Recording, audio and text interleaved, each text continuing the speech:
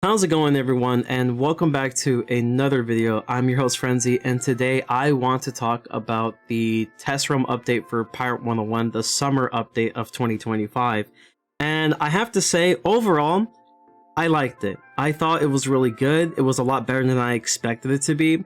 And for a little bit of context, I have never downloaded any of the pirate test rooms since like the Sinbad parts. Like, I didn't download test room for Sinbad, to my knowledge anyway, and I didn't do it for Tartarus. I didn't do it for Crocotopia. I waited for it to hit the live realm, and then I just played it when it was in live realm. This was the first one where I was actually eager to download the test room for Pirate 101, and I was very impressed.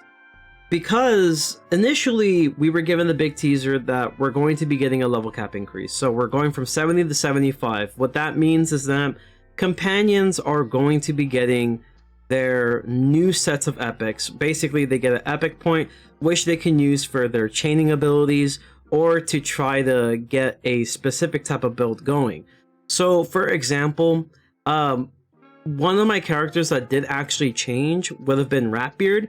I have Ratbeard having his Repel Borders 3, which is an accuracy reducer, Hold the Line 3, which stops enemies from going forward and reduces their dodge, and I was debating between either Cheap Shot 3, which can potentially immobilize enemies that try to flee, and or First Strike 3, which is an anti-hide type of ability. And it really just depended on my situation, but Ratbeard is the main companion that I saw that I decided to change the build completely. And for other companions, it was to upgrade what they already had. So for certain companions that had like Bladestorm 2, which will allow you to trigger the Bladestorm ability twice, to now Bladestorm 3. And for those who don't know, between the rank 2s and 3s, rank 3 is the sneak attack power. So instead of it being an accuracy versus dodge situation when a opponent uses basic attacks and or they use a power that leads on to a basic attack, or a chain as you would like to call it, it's going to be based on the attributes. So instead of it being about accuracy dodge, if you were like let's say a Buccaneer, for example, let's say we put that on Rapier instead, then it's going to be a strength versus strength stat point. That was all I thought we were getting, was just simply that extra epic, and then that's it. We get a level cap increase, yippee. We get a practice point, yippee. And then more ways to kind of build companions and or improve their already base kits. But then a little bit later down the line, we were also getting teasers for new powers and abilities. And that's what I want to go over just for a little bit. I'm going to go more in depth about these specific powers in the future video. But every class was given a new sets of abilities and powers, which I really love. So let's go over Buccaneers. So Buccaneers, essentially same thing as a Reaper, except this version can potentially stun enemies. Battle Fury, it basically a epic grant to the team. So in this case, this is Bladestorm. Again, this has its uses, but we mentioned it before that you can upgrade from a Bladestorm 2 to a Bladestorm 3, or if you happen to have Bladestorm 4, you can now upgrade that to a Bladestorm 5, which means that you will be getting a weapon power boost. In other words, you'll be dealing more damage to enemies, and it's nice. It's great to have. One thing I will say though is for all of these epic grants, I would say personally, you may want to buff the turns from like maybe 3 to 4, or like from 4, or like from 3 to 5.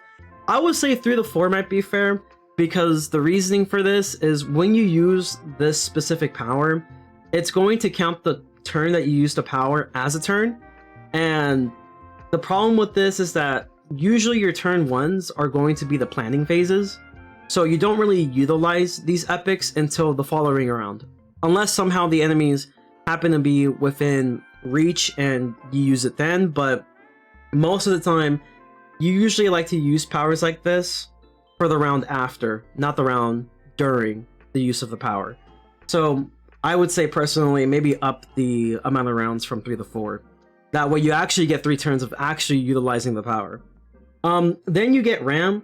Ram essentially is another charge. It's kind of like the Vicious Charge, except now instead of doing the accuracy debuff on enemies, you're actually going to be getting a physical resistance of 25% for a set number of turns. For Musketeers, they get themselves an upgrade of Double Tap. This is basically the equivalent of Blade Storm, except for shooty type weapons, which is the main weapons that Musketeers tend to use. Giga Blast, which actually does have a boosted amount of range. I'm not sure if it's based on your weapon. However, I believe the range now is 6 range rather than 3 range, and it's also based on your attributes. So in this case, it would be based on agility. But what this does is that it does damage to a single target, and to any open spaces, it is going to be implementing a super bomb. In this case, you're having a enemy surrounded by knockback bombs. Pretty awesome. And then you have Explosive Decoy, which essentially works very similar to the mechanic known as Once More, like in Kingdom Hearts, but this has a more offensive punch to it. So you will survive the fatal hit, which is essentially the killing blow, and during this action, you're going to do some AoE damage to the enemy. From what I've seen, and I don't know if it's intentional, you do damage to the enemy that deals this on you, or if it happens to be something that's environmental type damage, so you walk into a bomb or you walk into flames, what will happen is enemies near you will be affected by the explosion, but if there's like no enemies around you, the explosion portion doesn't happen. So we don't know if that's intentional or not, but it's just something to bear in mind with it. It's a really cool ability, I'm not gonna lie. For Privateer, they get a team-wide critical boost. Really cool. Dispel Magic actually was replaced with Repel Borders, so now Privateers can naturally learn Repel Borders 3. Really awesome. However, Dispel Magic isn't completely gone. You can actually get this from a secret trainer now. All this does really is it removes all negative effects from the area. So if there's anyone within that 3x3 radius of yourself, then you should be able to remove all these negative effects, but this also includes not only for your allies, but also enemies around the surrounding area. So just bear that in mind. And then you have Concentrated Fire, which is essentially a better focus fire for some reason, where target takes 50% more damage for 2 turns.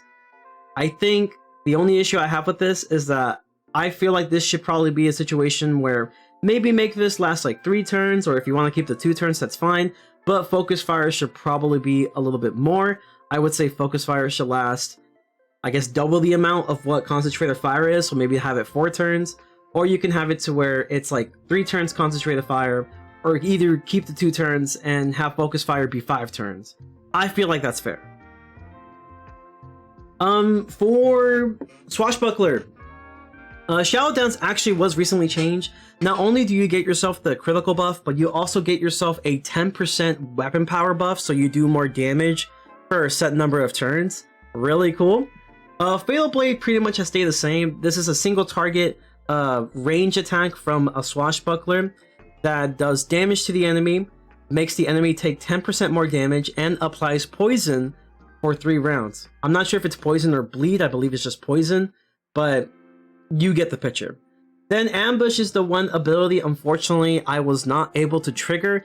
A lot of speculation has been is because this is an ability meant for pure Swashbucklers and not a hybrid build, which is what I use for my Swashbuckler. So the way it works is that you get a hide if you flank the enemy. And flanking is simply just being across from an enemy, so you have an ally on one side and you're across of that ally and there's the enemy in between. That's the point of flanking. If you get those, you get a hide. This is the way the ambush works. But I believe with every rank of ambush, it makes it easier to trigger this ability. So, I don't know, maybe we'll get more through gear. Maybe you can train an extra one and then get one through gear. We don't know. But for all we know, we get 1 rank of this. and it's cool. Unfortunately, wasn't really able to use it. Who knows if it's ever going to get adjusted, but it's a cool ability. Just remember that, at least for now, this is mainly for pure swashbuckler builds. So we're talking about, like, you know, stabby weapons builds for swashbuckler. Or at least anything that's like not a hybrid or ranged. For Witch Doctor honestly got some of my favorites. Personally, I think they're all really nice, but Witch Doctor was awesome. So what they get is Mojo Javelin, which is Mojo Reaver. Mojo Reaver basically ignores enemy resistance, or armor in this case, and it does a set number of damage that's boosted by spell power. And this was in a run rage setting, so we're talking about a melee version, right? Javelin is the ranged version of this, and it's really nice. It's very useful. Early damage, and it's a lot of damage. It's very nice. Soul Extraction. You can summon a spectral copy of a selected unit. This is basically anybody. You can copy Kane and share his abilities and powers. You can copy, I don't know, maybe the Royal Guards, share their abilities and powers. You can share a lot of things, actually. And it's really cool. I absolutely love this power. Do I think it's OP? Yes. Do I think it's fun? Yes. And that's all we have to say. And then you have Runic Skin, which basically gives you immunity to physical damage for 3 rounds. The only thing I will say about this is that personally, I kind of wish you were able to use this on allies as well. It would have been nice as a support ability for Witch Doctors, but I can probably see some of the problems that could bring if you were able to use it on just anybody. But it's cool. It's really cool. I like it a lot. Next thing, obviously, you have the secret bosses. We have a total of 4 secret bosses. Dewey, we got Margarita, we got Tybalt, and finally we have basically the Walmart Gaspard, I guess, Marco. And these secret bosses were there to give you a little bit of a boost in XP so you can get to max level. Now, recently they buffed pretty much everything in terms of XP. The quest itself gives you more XP. The dungeon instances give you more XP, and you can run the dungeon basically twice. I believe there's a total of, what, like 2 dungeons in total? So you can run those things twice. And the ideal situation is that you will get yourself very close to max level, if not get to max level, or you will just be just a little bit short where you can decide to either do some side quests that you haven't really done. Hopefully you save some for Florenza. If not, your second opportunity was to do the secret bosses. All you have to do is defeat the secret bosses 7 times, and you'll get yourself a hefty amount of XP. Obviously on screen, this is the older version, but after feedback, they did buff it. In total, there's like 4,400 XP. So my guess is that the 4,400 XP is here to stay, and it's really good. Hopefully, in the future, getting towards max level shouldn't be as hard to obtain. But this is a pretty decent compromise overall. And then finally, I actually want to go over the Ardito companion, also known as the Pirate's fanboy, the biggest fanboy. He comes naturally with 2 powers: Sweep the Legs, which immobilizes enemies for 1 round with a 3x3 radius, not 9x9, 3x3. And Cut Down, which is a very, very awesome power. Now, many people get confused by this because people were thinking that for some reason you were able to do 100% in some form of way, which no, that's not how it works. The way that this power specifically works is that it does 50% of the target's current health at the very bottom, current health. So if we're talking about having 100 health on the enemy, then you'll do 50 damage with this power. So the best way to use this power is when the enemy itself is at max health. Now, you might be wondering, is it possible for the companion to do a little bit more damage than 50%? Is it possible to boost it? Yes. Is it through hides?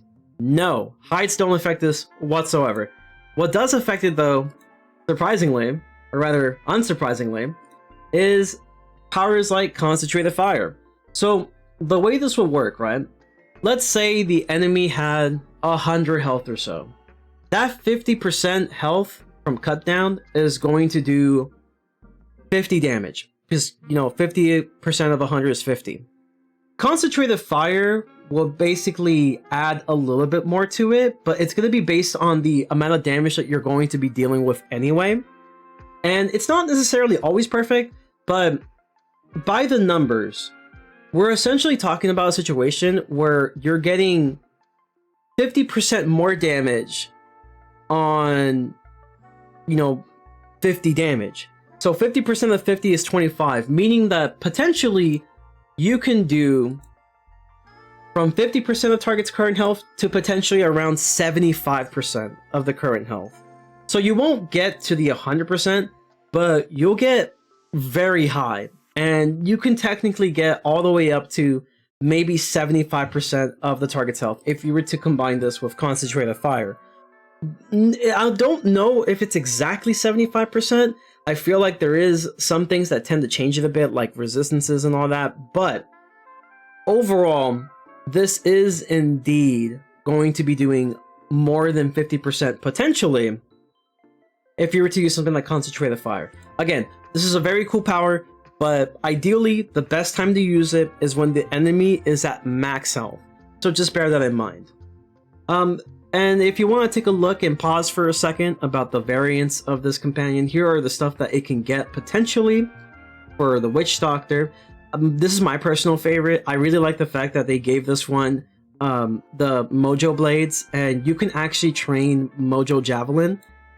And for those who forgot what Mojo Javelin does, this is the Mojo Javelin. So essentially, this companion can get a range power that is based on spell power.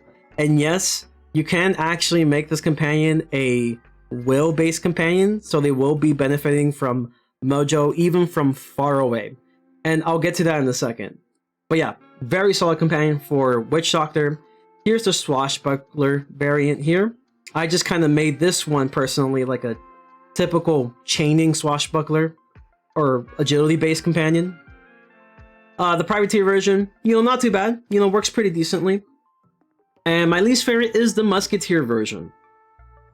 And then you have the Buccaneer version, which is my second most favorite because the chaining ability is insane on the Buccaneer version.